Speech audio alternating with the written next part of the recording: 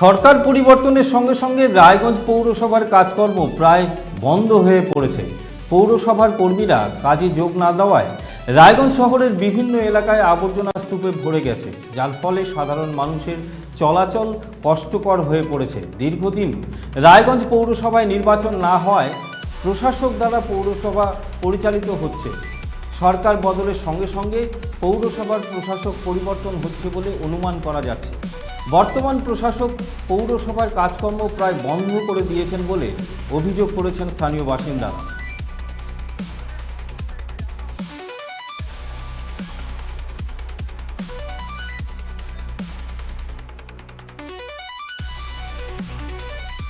নাম মন্টু বর্মন। কিসের দোকান আপনার? আমার সাইকেল মেকারের দোকান। এই যে আপনার দোকানের পাশে একদম নোংরা জঞ্জালে ভর্তি, বিষয়টা কেমন চোখে দেখছেন? এটা তো দেখতে খারাপই লাগে, কারণ সব সময় লোকজন এখানে যাতায়াত করে, তারপর সে হাওয়া বাতাসে আকাশ যদি খারাপ করে হাওয়া বাতাসে এদিক সেদিক সবার দোকানে উড়ায় আসে নোংরাগুলা। পরিষ্কার থাকলে ভালো হয়। অনেকে অভিযোগ করছে এলাকার বাসিন্দারা যে দীর্ঘদিন থেকে এইভাবে পড়ে থাকে, গন্ধ ছড়ায়, ভীষণ সমস্যা হয়। হ্যাঁ, গন্ধ তো হয়েই, যে বৃষ্টি হইলে এখন গন্ধ ছড়াবে। এখন আবার আশেপাশে করে আসে মাঝের মধ্যে, কিন্তু পৌরসভা কর্মীগুলা বলে যে আমরা ঠিক মতো বেতন পাই না, পাই না, এই জন্য আমরা অত কাজে গুরুত্ব দিচ্ছি না। তো সরকারের তো পালাবদল হয়েছে, তো এবার কি মনে হয় ঠিকঠাক ভাবে কাজ হবে? হ্যাঁ, এবার তো প্রায় পরিষ্কার হবে, টাউনও পুরো ঝিকঝাক থাকবে এবার, যেহেতু নতুন সরকার আসলো আমাদের রাজ্যে। সরস্বতী তান্তিয়া এই তো আপনার হোটেলের পাশে একদম নোংরা আছে, গন্ধ বাইর হয়, লোকজন আসলে ঘুরে চলে যায়, খাইতে পারে না। এটা আমরা পরিষ্কার সমিতি চাই। কতটা অসুবিধার মধ্যে আছে? অনেক অসুবিধা আছে, গন্ধ হয়, কাস্টমার ঢুকে বাইরে হয়ে যায়, খাইতে পারে না। কতদিন ধরে পরিষ্কার হয় না এটা? না, ওটা অনেক দিন ধরে পরিষ্কার হয় না, গাড়ি আসলে কোনোদিন নিয়ে যায়, এত এরকমই পড়ে থাকে।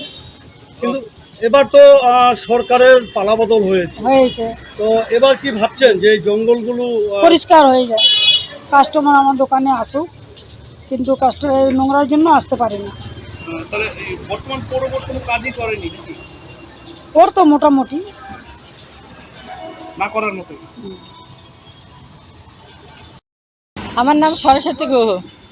এই যে আপনার দোকান, তার উল্টো পাশে একদম সেই নোংরা জঞ্জালের স্তূপ। আজকে প্রায় কোনো 10 বছর থেকে এখানে কোনো কাজ হয় নাই, কিছু হয় নাই। এই 1 নম্বর ওয়ার্ডে কোনো কাজই হয় নাই। আজ পর্যন্ত আমরা হচ্ছে এই ওয়ার্ডে কোনো কাজ পাই নাই, কোনো কিছু পাই নাই।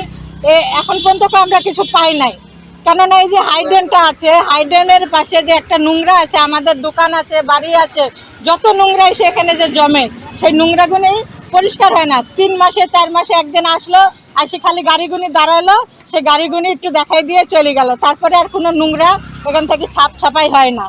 এরপরে আমাদের এখানে থাকাটা খুব প্রবলেম হয়ে যেত, এখানে বাচ্চা কাচ্চা নিয়ে থাকতে আমাদের খুব প্রবলেম হতো। পাশে ছোট বাচ্চা আছে, আমরা অনেক সময় আইনি বাচ্চাদের দাঁড় করাই খেলাই, সেই গন্ধের জন্য আমরা বাচ্চাগুনিও আইনি এখানে রাখতে পারতাম না।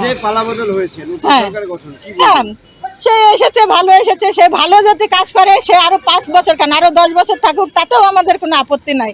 সে যেন ভালো কাজ করে, আমরা এটুকু চাবো। আমরা চাচ্ছি যে দেশের উন্নতি হোক, ছেলে মেয়ের চাকরি হোক, চাকরি হলে খুব ভালো হবে। আমরা এইটুকু চাবো, যারা যে মেয়ে এখন যারা পড়াশোনা করতেছে, বর্তমানে আমাদের জীবন তো শেষ, যারা বর্তমানে আসতেছে তাদের যেন একটা করে চাকরি হোক, তার ঘরে মা বোন তারা যেন ভালো থাকে, এইটুকু আমি অনুরোধ করব আপনাদের কাছে। আমি এইটুকু চাবো, আপনারা যেন ভালো করে দেখবেন, এরকম যে আসতেছে সেও যেন ভালো করে রাখে, সে যেন ছেলে মেয়েকে ভালো রাখে, এরকম ঘরের ছেলে বউ মেয়ে যারা যেন সম্মান পায়।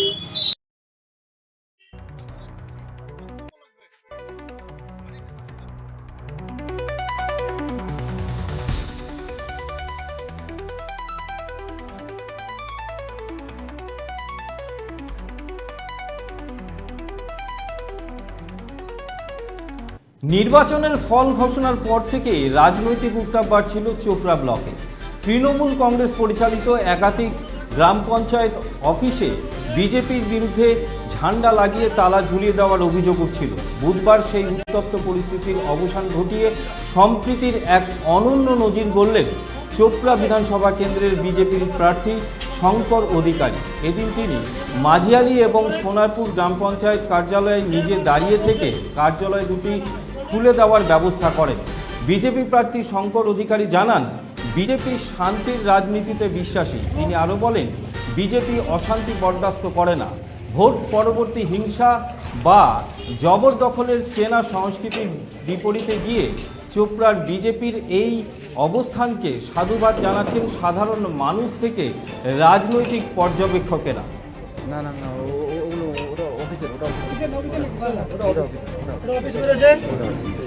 ঠিক আছে, সালাম মেরেছে কিছু রাতের অন্ধকারে, কিছু লোক টিএমসি লোক বিজেপি সেজেছে। তারা কিভাবে কারা তালা মারছে আপনাদের মিডিয়ার মাধ্যমে পরিষ্কার আমরা জানাচ্ছি যে পঞ্চায়েতে এভাবে তালা মারা যাবে না। পঞ্চায়েত জনগণের, আর জনগণ যদি আমাদের আশীর্বাদ করেন তাহলে আমাদের দ্বারা মেম্বার নির্বাচিত হয়ে তারা অবশ্যই তারা প্রধান গঠন করবেন এবং তারা পঞ্চায়েত চালাবেন। কিন্তু পঞ্চায়েত কেউ অবৈধভাবে দখলদারি করে রাখতে পারে না। আর তারা বিজেপির কর্মী নয়, কেউ যদি দখল করে বিজেপির কর্মী তো করেনি। এগুলো রাতের অন্ধকারে কিছু টিএমসি যারা আছে, আবারও বলছি, যারা টিএমসি লোক হঠাৎ রাতের অন্ধকারে রং মেখে 1-2 দিনের ব্যবধানে তারা বিজেপি সেজে গেছে। তারা বিজেপির লোক না, তাই তারা আসে এখানে এরকম ধরনের অরাজকতা সৃষ্টি করেছে। আমরা শান্তি চাই, বিজেপি একটা শান্তির পার্টি, আমরা টিএমসি পার্টির মতন নয়। আমরা চাই যে তারা তো ছাপ্পা ভোট মেরে তারা লোককে ভয় পাইয়ে যেভাবে 4 তারিখ সকাল 8টা অবধি যারা টিএমসি ছিল তারাই দুপুর 12টা অবধি সবাই বিজেপি। অতএব এই নতুন জন্মানো বিজেপিগুলো থেকে আমাদের সাবধান হতে হবে। এই নতুন জন্মানো বিজেপির ছেলেদের দায়িত্ব আমাদের পার্টি নেয় না। আমাদের পার্টি এই ধরনের অনৈতিক কাজ সমর্থন করে না। আমি প্রত্যেকটি জনগণকে আশ্বস্ত করতে চাই, সঙ্গে হচ্ছে টিএমসি নেতাদেরও, আপনারা নির্ভয়ে কাজ করুন, নৈতিক দায়িত্ব পালন করুন, সংবিধান মেনে চলুন এবং আমরা আপনাদেরকে সর্বতভাবে সহযোগিতা করব। আপনারা দখলমুক্ত করলেন মাঝারি অঞ্চলকে। ঠিক আছে, আমাদের পার্টির যে বিজেপি পার্টি, ভারতীয় জনতা পার্টি, টিএমসির কালচার আমরা সেই পার্টি যে পরিবর্তন করেছে বা জনগণ যে পরিবর্তন করেছে, আমরা এই কালচারে বিশ্বাসী না। টিএমসি যেটা করেছে সেটা আমরা করব না। তারা লোকের কাছে ধমকাইছে, চমকাইছে, লোকের কাছে ফাইন নিয়েছে বা ঝান্ডায় লেগেছে। আর আমাদের মধ্যে কারা ঝান্ডা লাগাচ্ছে, যারা পার্টি ঝান্ডাটা এখনও মানে নিজে ধরেনি, ওরাই আজকে বিভিন্ন জায়গায় আজকে ঝান্ডা লাগাচ্ছে, তালা ঝুলাচ্ছে। আমরা এইটাতে বিশ্বাসী না। আমরা শান্তিপ্রিয় একটা দল। আমাদের দল যেটা নীতি দিয়েছে যে আমরা জনগণ আমাদের ভরপুর ভোট দিয়েছে, কিন্তু টিএমসির অত্যাচারে আমরা ওই কাজটা যদি বিজেপি করে তাহলে বিজেপি কি আর থাকতে পারবে? তার জন্য বিজেপিকে যেন আমরা 40 বছর কেন 50 বছর যেন আমাদের পশ্চিমবঙ্গে থাকতে পারে, সেটাই আমরা মানুষের ভালোবাসা নিয়ে আমরা থাকবো। আমরা টিএমসির মতো আমরা ধমকাবো না, চমকাবো না। মানুষের ভালোবেসে আমরা, এই যে আমাদের ক্যান্ডিডেট বা আমাদের প্রার্থী যে ছিলেন, সে বলছে যে মানুষ আমাদের নির্বাচিত করে যখন আমাদের পঞ্চায়েতে নিয়ে যাবে তখনই আমরা পঞ্চায়েতে ঢুকবো। আমরা পঞ্চায়েতে তালা মারার কোনো কথা নয়। ওদের মতো ছাপ্পা ভোটে, ওদের মতো করে ডিগিং করে আমরা পঞ্চায়েতে ঢুকবো না। ওদের লজ্জা থাকা দরকার। ওদের যদি লজ্জা থাকে, ওরা এখনই রিজাইন দেওয়া দরকার যে আমরা আজকে আমাদের জনগণ আমাদের চাইনি, তবু আমরা আজকে এই পঞ্চায়েতে ঢুকছি। ওদের পঞ্চায়েতে ঢুকার ওদের অধিকার নেই। ওরা যদি একটু বিবেকে লাগায়, এখন ওদেরকে থাকা দরকার যে আমরা রিজাইন দিয়ে আজকে আমাদের পঞ্চায়েতে ছাড়ে। বলছিলাম যে নির্বাচনের ফল ঘোষণার পর বিজেপি দাবি করেছিল তারা তালা মেরেছে, আজকে আপনি এসে আবার তালা ভেঙে দিলেন, অঞ্চল দখলমুক্ত করলেন, কি বলবেন?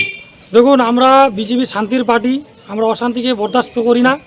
কে বা কারা করেছে আমরা তো দেখিনি। তা আমরা চাই যে শান্তি সুষ্ঠুভাবে পঞ্চায়েত চলুক, এবং কি আমরা এই যে বার্তাটা আপনি দিলেন, সেটা বার্তা পাওয়ার পরে আমি তো জানি না যে এখানে কি চলছে। তা আমি আসে দেখলাম যে তালা লাগানো, আমি তালা খুলে দিয়েছি। পঞ্চায়েত চালাক, তারা তাদের মতন চালাক। আর আমরা মানুষ যদি আমাদের চায় তাহলে আমরা নির্বাচিত হয়ে আমরা পঞ্চায়েত আমরা চালাবো। আমাদের প্রার্থীরা যারা মেম্বারও রয়েছে, আগামী দিনে তারা জিতে আসবে, তারাই পঞ্চায়েত চালাবে।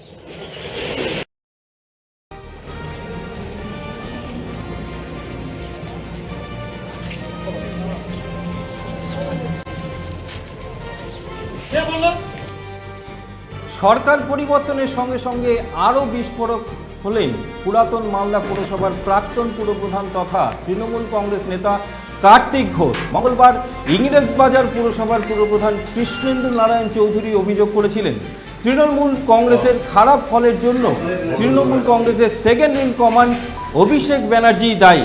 আর বুধবার পুরাতন মালদার প্রাক্তন পুরপ্রধান কার্তিক ঘোষ আরও এক ধাপ এগিয়ে গিয়ে বিধানসভা নির্বাচনে তৃণমূল কংগ্রেসের খারাপ ফলের জন্য অভিষেক ব্যানার্জির পাশাপাশি আইপ্যাককেও দায়ী করেন।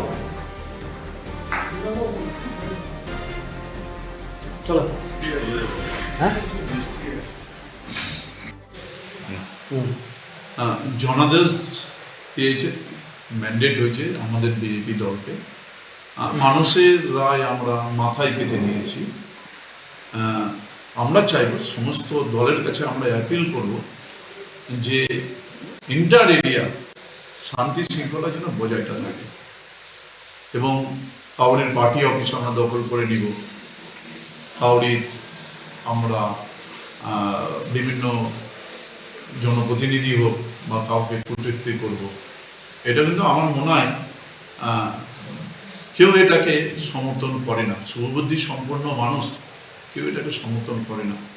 আমি সকলের কাছে অ্যাপিল করব আমরা সকলেই যেন শান্তিতে থাকি এবং শান্তি শৃঙ্খলা বজায় রেখে আগামী দিনে বাংলার যেন উন্নয়ন হয়, সেই পথেই যেন আমরা সেই রাস্তা এবং সেই পথেই আমরা অবলম্বনটা যেন করি। রেজাল্ট বেরিয়ে গেছে নির্বাচনে এবং গোটা রাজ্যে তৃণমূলের ভরা।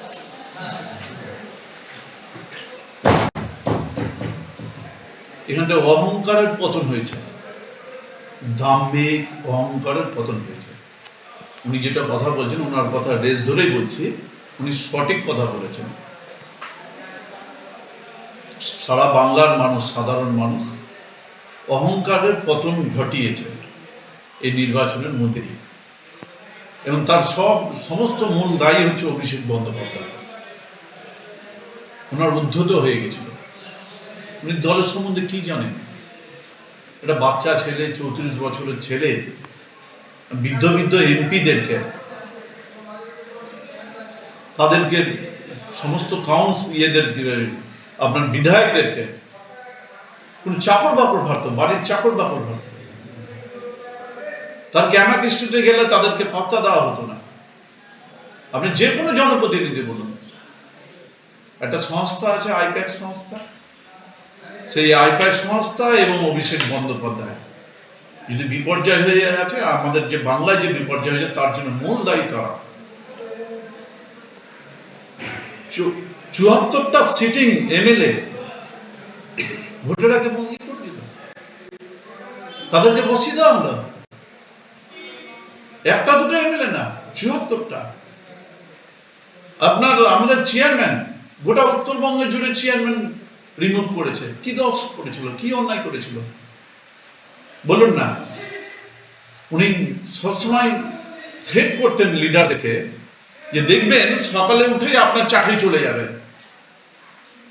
আজকে 4 তারিখে বাংলার মানুষ সকালবেলা যা রায় দিয়েছে, সে রায় তার চাকরিটা চলে গেছে। বাংলার লোকাল গ্রাউন্ডে কি বুঝে? ওই মাটি চিনে তারা একটা রিপোর্ট কিছু, তার ভিত্তিতে চেয়ারম্যান রিমুভ। বলুন না ওর মধ্যে কি রেজাল্ট হয়েছে? আমরা 14,500 পেয়েছিলাম 2021 সালে। আজকে কি চেয়ারম্যান রিমুভ করে কি তার ফল ভালো হয়েছে? গোটা ইন্টার এরিয়া জুড়ে তার রিপারকেশন হয়েছে। মালদা জেলাতে বিভিন্ন জায়গায় ফল খারাপ হয়েছে, তাদেরকে রিমুভ করা হয়নি কেন? শুধুমাত্র অনলি ফর চেয়ারম্যান রিমুভ করে গোটা মালদা জেলার ফল ভালো হয়ে যাবে? ইন্টার এরিয়াতে তার রিপারকেশন হয়েছে, ফল খারাপ হয়েছে। মানুষ তার যোগ্য জবাব দিয়েছে ফলের মধ্যে দিয়ে। আপনি শুধু দেখুন, দুর্নীতির যদি মেন আপনারা বলুন, ওই ক্যামাক স্ট্রিটই ছিল। ওখানটায় ঠিক মতো করে মিষ্টির প্যাকেট পৌঁছতো না বলে তো আর হতো না। যাদের সঠিকভাবে মিষ্টির প্যাকেট পৌঁছেছিল তাদের সঠিক কাজ হয়ে গেছিল। এই মিষ্টির প্যাকেট পৌঁছতে কি নিচু তলাদেরকেও দুর্নীতি, একদম নিচু তলার কর্মীরা নিষ্ঠার সঙ্গে কাজ করেছিল, ওদের সঙ্গে কোনো সম্মান পায়নি, ওদেরকে সম্মান দেওয়া হতো না। আমি তো বলছি সিনিয়র ছিলেন, মোস্ট পার্সেন্ট সিনিয়র এমএলএদেরকে কেমন স্ট্রিট দেখেছি, তাদেরকে কোনো পাত্তা দেওয়া হতো না, দুর্ব্যবহার করতো, আইপ্যাকরা দুর্ব্যবহার করতো।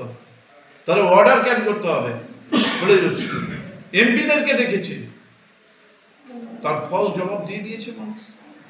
বুদ্ধ তো এখানটায় চলবে না, অহংকার চলবে না এখানটায়।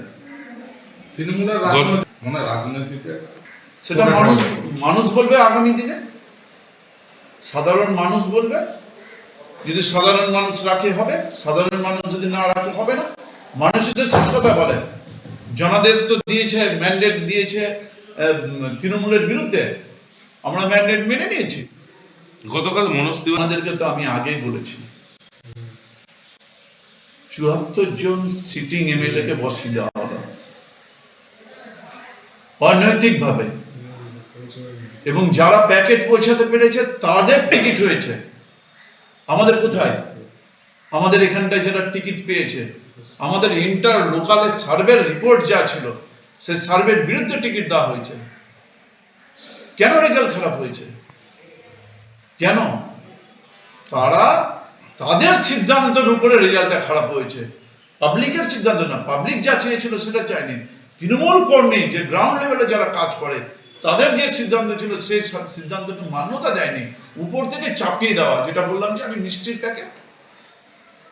মিষ্টির প্যাকেট দিয়ে কত রাজনীতি হয় না।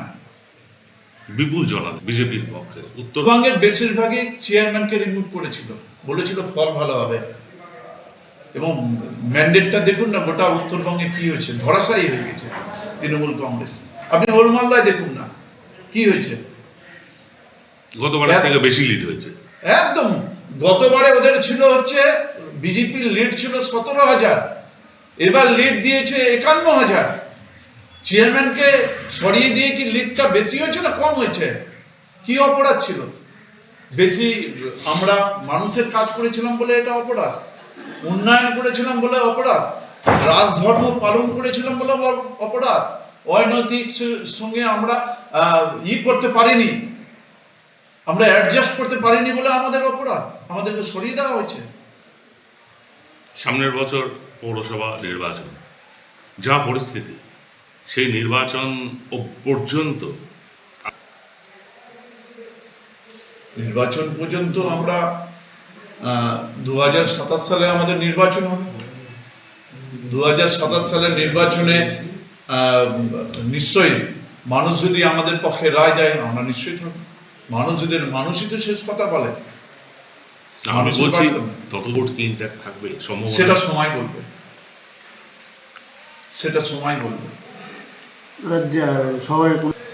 সেটা আমি এই মুহূর্তে কিছু বলতে পারবো না। আগামী দিনে আপনারা দেখতেই পাবেন এবং সময় বলবে।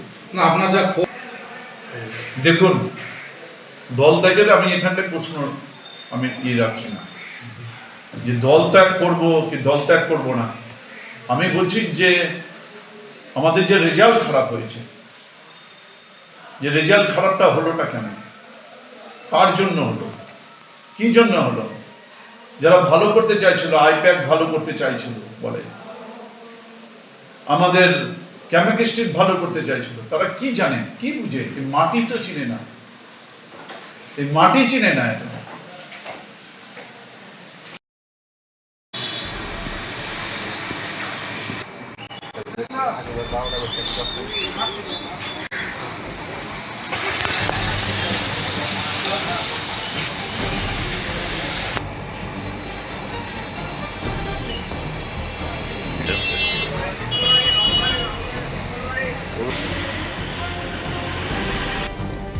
প্রায় ৪৮ ঘন্টা অতিক্রম হওয়ার পরেও দুই কিশোরের রহস্যজনক মৃত্যুর ঘটনায় ইসলামপুর থানার পুলিশ কোনো পদক্ষেপ নেওয়ার অভিযোগে ইসলামপুর থানার সামনে বিক্ষোভ দেখালেন মৃত কিশোরদের পরিজনেরা। পুলিশ দ্রুত পদক্ষেপ নেওয়ার আশ্বাস দেওয়ার পরই বিক্ষোভ প্রত্যাহার করেন তারা। গত সোমবার ইসলামপুর থানার তেলি গ্রামে একটি পুকুরে 2 কিশোরের রহস্যজনক মৃত্যু হয়েছিল। মৃত কিশোরের পরিবারের তরফ থেকে খুনের অভিযোগ করা হলেও এখনো পর্যন্ত পুলিশ কোনো পদক্ষেপ না নেওয়ায় ক্ষুব্ধ মৃতের পরিবারেরা।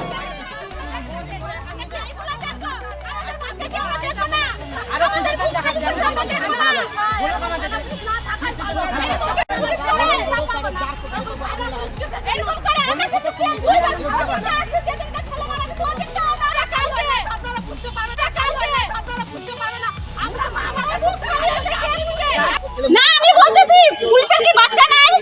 উনারা কি বুক ফাটা না? উনারা কি রিঅ্যাকশন নেবে না? আমাদের বাচ্চা আমরা জন দিছি, জন মারে দেখ। উনাদের কাছে আসবো যে উনারা কি রিঅ্যাকশন নেবে না? আমাদের বাচ্চা করছে কাজ, আমাদের কষ্ট লাগে নাই? যখন মারতে লাগছে দিয়ে দিয়ে ঈশান নদীর মধ্যে ফেলায় 3 দিন থেকে দাদা বলতেছে 3 দিন থেকে পুলিশ এখনো রিঅ্যাকশন নেয় নাই। আমি বলছি এখন পুলিশ কি বলে থানায় গেছিলা, কোর্টে গেছিলা, 3 দিন থেকে আমরা কি করতে আসতেছি? কি করতে আসতেছি 3 দিন থেকে? যেদিন থেকে বাচ্চা মরছে ওই দিন থেকে আসতেছি কিসের জন্য? আর তুমি বলে যে ইলেকশন হোক, থানা হোক, যে কিছু হোক, ওইটার কি জিম্মেদারি আমি নিয়ে রাখছি না আমার বাচ্চার জিম্মেদারি নিছি?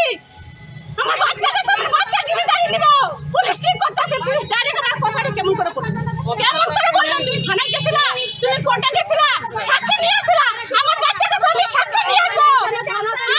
সাক্ষী তো মোবাইলে আছে, পুলিশের চোখ নাই, মোবাইল করে দেখো, ওপেন ভিডিও ভিডিও দেখো। আমি সাক্ষী দেব না, তুমি মোবাইল দেখো, মোবাইল দেখো, ভিডিও দেখো, তোমার মোবাইল করো, দেখো আমার বাচ্চাটাকে এরকম লাগছে দিয়ে দিয়ে মারছে কেন?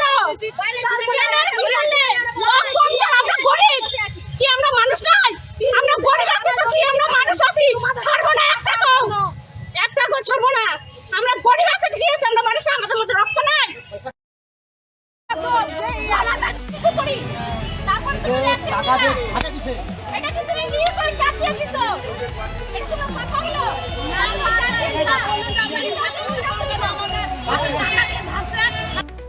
ভোট পরবর্তী হিংসা রুখতে করণদিঘি থানার পুলিশের উদ্যোগে সর্বদলীয় বৈঠক অনুষ্ঠিত হলো বুধবার। বৈঠকে উপস্থিত ছিলেন করণদিঘি ব্লকের সমস্ত রাজনৈতিক দলের নেতৃত্বরা। উন্নয়নের স্বার্থে সমস্ত রাজনৈতিক দলকে এগিয়ে আসার আহ্বান জানানো হয় এই বৈঠকে।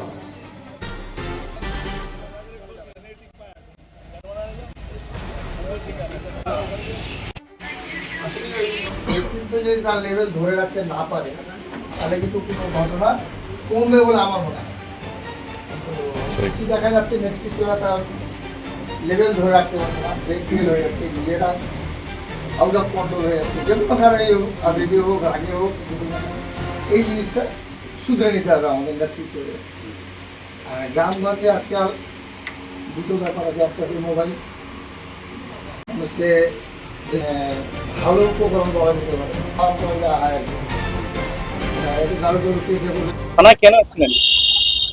আজকে নির্বাচনের পর একটা পিস মিটিং ছিল, থানার থেকে ডাকা হয়েছিল সবাইকে, সর্বদলীয় লোক এবং স্থানীয় যারা নেতৃত্ব আছে সবাই আমরা এসেছি। সরকারি আদেশ, প্রশাসনের অনুরোধ এবং আমাদের দিক থেকে যা বলার ছিল আমরা সব বলেছি এবং আমরা সবাই একমত হয়েছি যে করণদিঘিতে আমরা শান্তি শৃঙ্খলা বজায় রাখবো। আগামী দিন যাতে আমরা সবাই এক হয়ে করণদিঘির সার্বিক উন্নয়ন করতে পারি সেই ধরনের চিন্তা ভাবনা প্রকাশ পেয়েছে। আপনার নাম? দীনেশ চন্দ্র সিং। কোন দলের আপনি? বিজেপির। কারা কারা ছিল উপস্থিত? সব দলেরই ছিল, টিএমসি ছিল, সিপিএম এর ছিল, সবাই ছিল, সবাই আমাদের সঙ্গেও আছে। এখন এক জায়গায় দাঁড়িয়ে আছে আমরা। প্রশাসন আইসি সাহেব ছিলেন, ডিএসপি সাহেব ছিলেন। কি বার্তা দেবেন এই মিটিং এর পরে এই বিধানসভার লক্ষ্যে প্রশাসনের পক্ষ থেকে? সবাইকে সুশৃঙ্খলভাবে থাকার অনুরোধ করবো, সবাইকে নিজের নিজের কাজকর্মে, দৈনন্দিন কাজে নিজের পরিবারের প্রতি নজর রাখার অনুরোধ করব।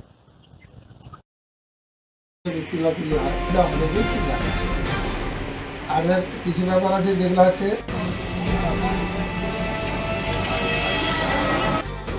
মালদায় এবার নতুন আকর্ষণ মিনি পেহেলগাঁও। সামাজিক মাধ্যমে ভাইরাল হতেই গৌড়ের চাঁদ সওদাগরের মাঠে প্রতিদিন ভিড় জমাচ্ছেন পর্যটকেরা। প্রাকৃতিক সৌন্দর্যে ঘেরা এই স্থান এখন ভ্রমণ পিপাসু ও কন্টেন্ট ক্রিয়েটরদের অন্যতম পছন্দের গন্তব্য হয়ে উঠেছে।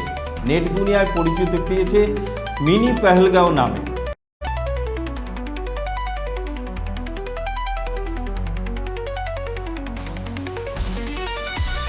মালদায় এবার নতুন আকর্ষণ মিনি পেহেলগাঁও। সামাজিক মাধ্যমে ভাইরাল হতেই গৌর চাঁদ সদাগরের মাঠ এখন পর্যটকদের ভিড় বাড়ছে। প্রাকৃতিক সৌন্দর্যে ঘেরা এই স্থান এখন ভ্রমণ পিপাসু ও কন্টেন্ট ক্রিয়েটরদের অন্যতম পছন্দের গন্তব্য হয়ে উঠেছে। নেট দুনিয়ায় পরিচিতি পেয়েছে এই মিনি পেহেলগাঁও নামে।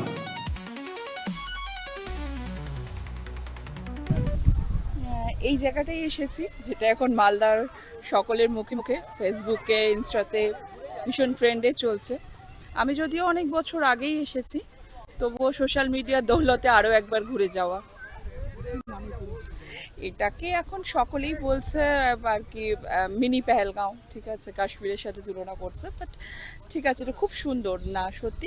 দেখুন, ফার্স্ট অফ অল আমি তো যাইনি কখনো, সেই জন্য আমি সেই কম্পেয়ারটা করব না, তবে ছবি দেখে এবং না সত্যি জায়গাটা খুব পিসফুল, খুব সুন্দর। কেমন ভিড় হচ্ছে?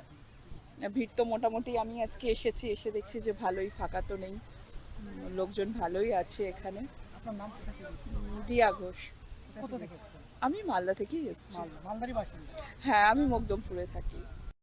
কি দেখছেন? এই চাঁদ সওদাগর ভিটাতে এসেছি আমরা, এসে বেশ ভালোই লাগছে। এই যে চারিদিকে শিমুল গাছ, বহু পুরনো জায়গাটা, আর কি বলবো, ছড়িয়ে ছিটিয়ে রয়েছে।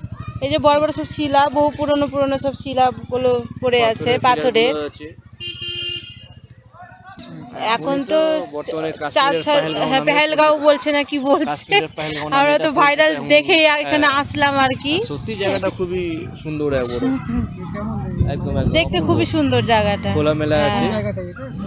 এটা সাগরদিঘি মধ্যে পড়ছে, সাগরদিঘি গৌড়ের মধ্যে পড়ছে সাগরদিঘি। বাম দিকে আসছে।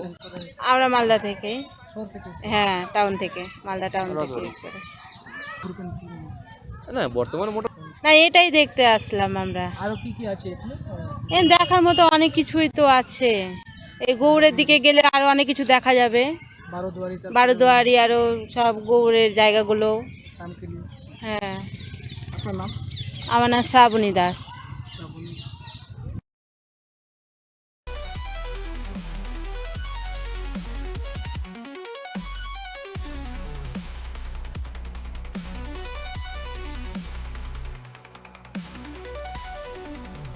উকি মারেন কেন কর্তা? কে বলে বড় মাছের স্বাস্থ্য দেখে শরীর খারাপ লাগে বুঝি?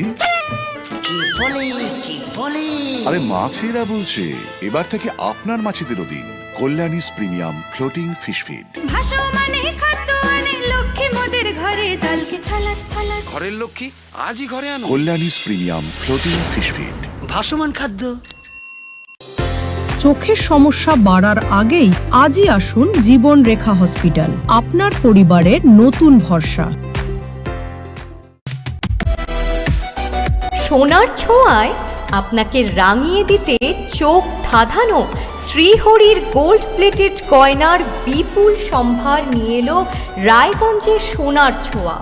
বিয়ে হোক কিংবা উৎসব অনুষ্ঠান, সোনালী মানতাসা, টাইচেন, সীতাহার, চূড়, চোকার, এমনকি মঙ্গলসূত্রে নিজেকে সাজিয়ে তুলতে আজই আসুন রায়গঞ্জের একমাত্র শ্রীহরির এক্সক্লুসিভ শোরুম সোনার ছোঁয়ায়। সঙ্গে থাকছে আকর্ষণীয় ছাড়। আমাদের ঠিকানা কলেজপাড়া বাজার, বিশ্ববিদ্যালয় মোড়, রায়গঞ্জ, উত্তর দিনাজপুর।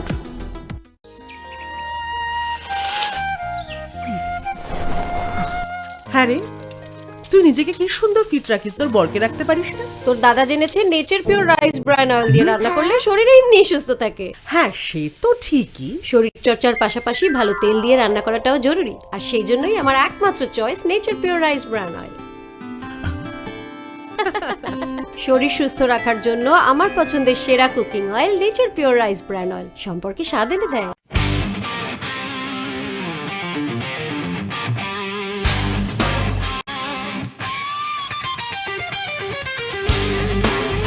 কম বাজেটে ইলেকট্রিক বাইক খুঁজছেন, তাও আবার স্মার্ট বাইক? তাহলে আর দেরি কেন?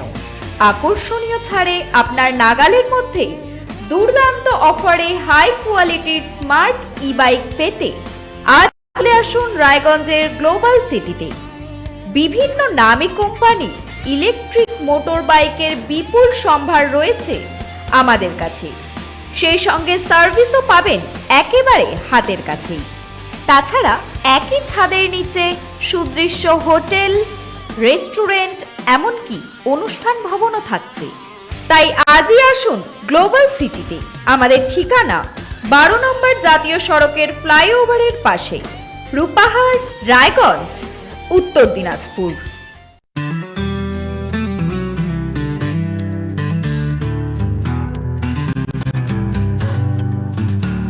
গ্রসারি থেকে কসমেটিক্স,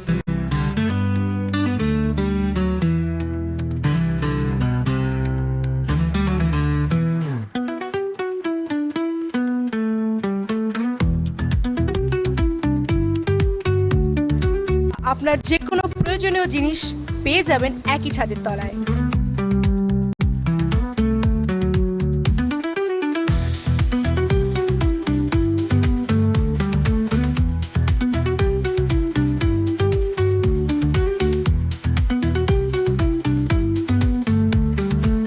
আমাদের ঠিকানা LIC মোড়, রায়গঞ্জ, উত্তর দিনাজপুর।